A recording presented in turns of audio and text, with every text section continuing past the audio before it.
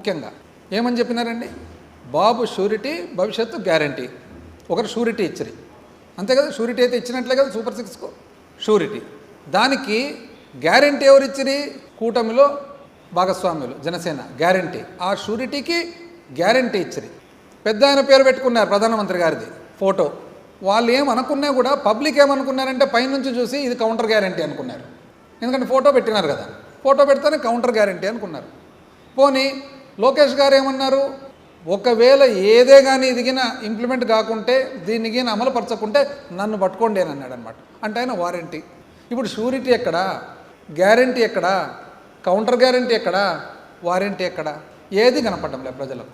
ఇది కాక ఇప్పుడు కొత్తగా ఆఫ్ బడ్జెట్ బారోయింగ్ అని మొదలుపెట్టినారు.